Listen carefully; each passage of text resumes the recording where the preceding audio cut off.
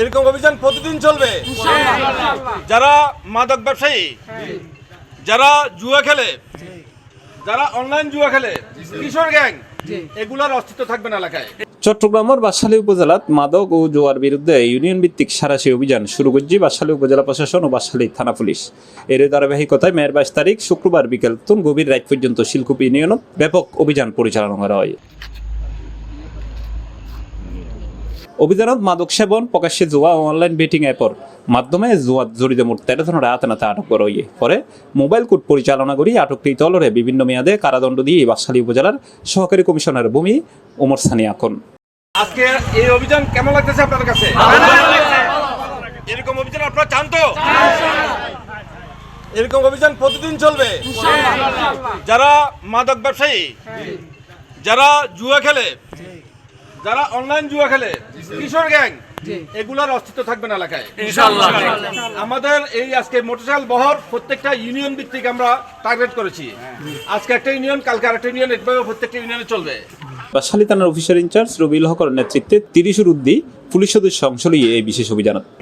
কাজের অভাব নাই দেশে, অন্য কাজ করুক, দরাখালি যাবেন না। কিন্তু শিলকুপি ইউনিয়নের বিভিন্ন অলিগলি, দোয়ানপাট ও অভিযোগের ভিত্তিতে চিহ্নিত মাদক কারবারিয়ালের বাড়ির তল্লাশি চালানো হয়। দীর্ঘদিন ধরে এলাকাত মাদক ও জোয়ার বিস্তার লই স্থানীয় অভিযোগের প্রেক্ষিতে অভিযান পরিচালিত হয়।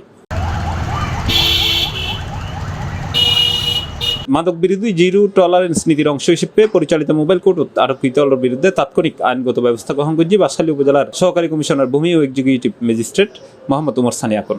এই সময় কেউরে 2 মাস, কেউরে 3 মাস এবং কেউরে 6 মাস পর্যন্ত কারাদণ্ড প্রদান করা হয়। তাকে যদি আপনারা না চান, সে মাদক ব্যবসা করতে পারে না। আপনারা চান বিধায় সে মাদক ব্যবসা করে। আমি মনে করবো যে এখানে আপনাদের আশ্রয় আছে, নাহলে সে মাদক ব্যবসা কিভাবে করে?